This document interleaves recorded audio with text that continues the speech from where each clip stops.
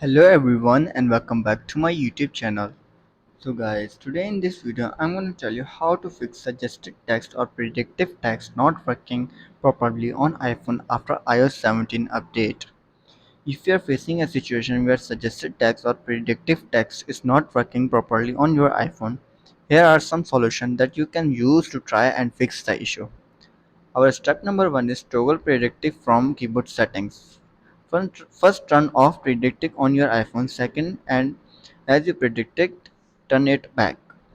For doing this, first you have to go to your settings, scroll down and tap on general. Again scroll down, tap on keyboard.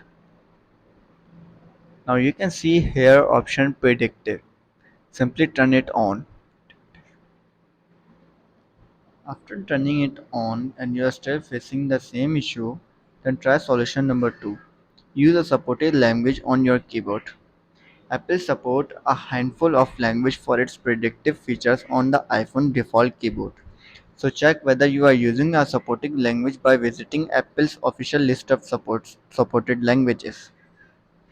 Then our solution number 2 is